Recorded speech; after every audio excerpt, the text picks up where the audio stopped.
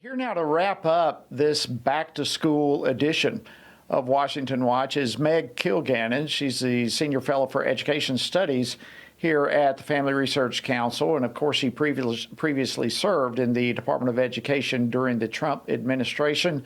Meg, always an honor to have you on the program. Thanks for joining us.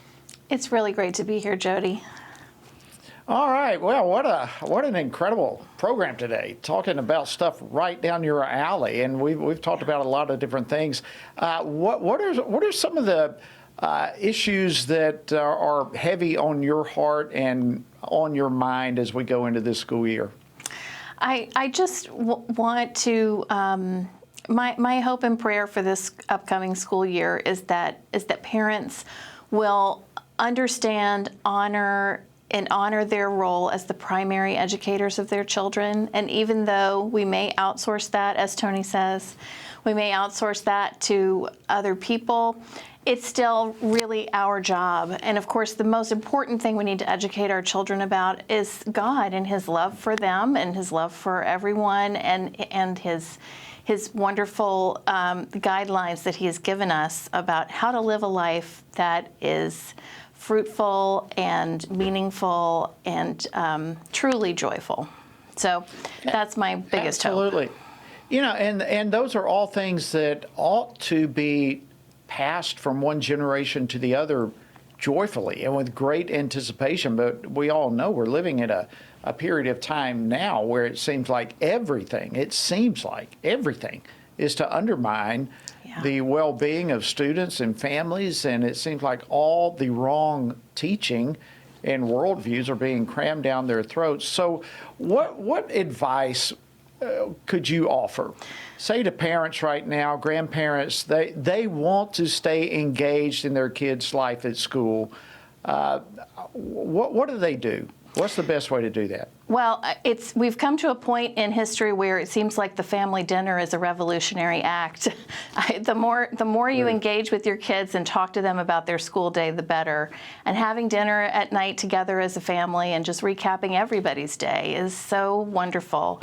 And so everybody should be doing that at a minimum. Parents need to have their children's passwords to their computers for school most school districts now are issuing devices to students, and those devices come with passwords.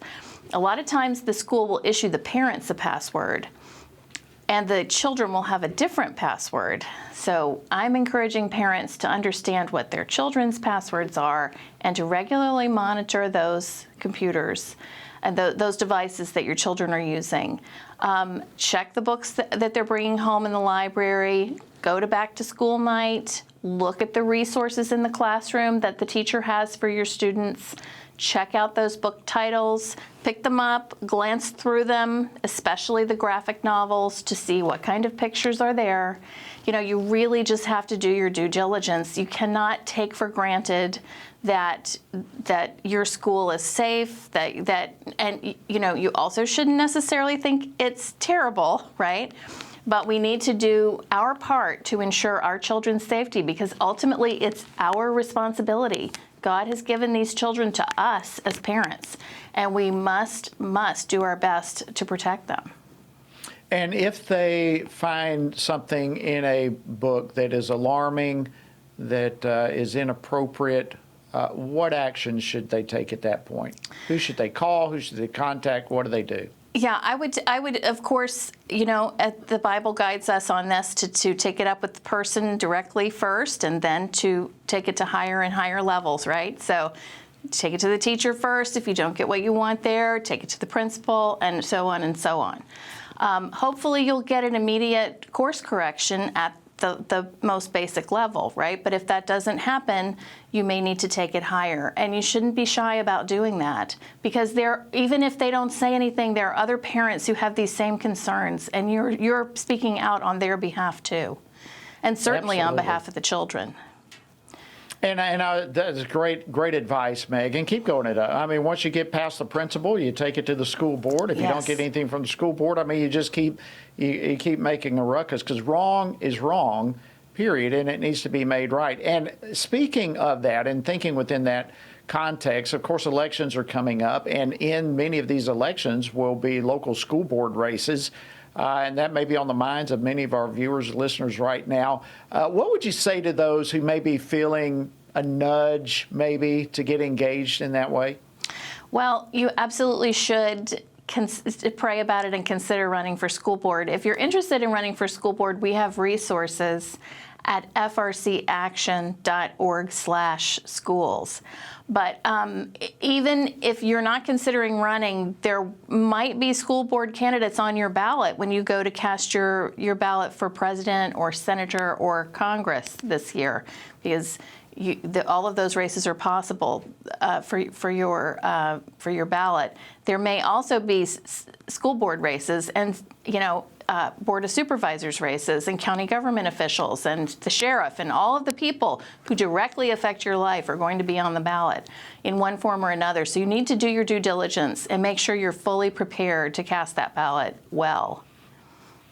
Meg, I'll just share this real quickly. I remember when I was running for Congress, I was visiting one day in a small rural community in Georgia, and I was speaking. When I finished speaking, they asked if anyone else was running for any position, and a gentleman came up, and he did a phenomenal job. In fact, he got a standing ovation. He ended up being a pastor of a little local church, and he was running for a school board. He said, "I'm running for this district over here." After him, someone else came up. Brilliant speech. Everybody started cheering for him. He said, "I'm also running for school board in this district over here. And by the way, I go to this guy's church." And then the third person came up, did the same thing. Everybody started cheering. He said, "I also go to this guy's church." Same little church, ran for 3 different districts for the school board. And they turned that whole school board around. It does not take much to get engaged and to make a huge difference. You mentioned some of the school board resources we have. Real quickly, what are some of the other resources available for education resources at FRC and FRC Action? Sure, we have the school board resources at FRCaction.org/schools. We also have just general education resources. We have a guide to engaging with the public school system. We have a paper about the Southern Poverty Law Center and their radical Learning for Justice program that's so common in schools today.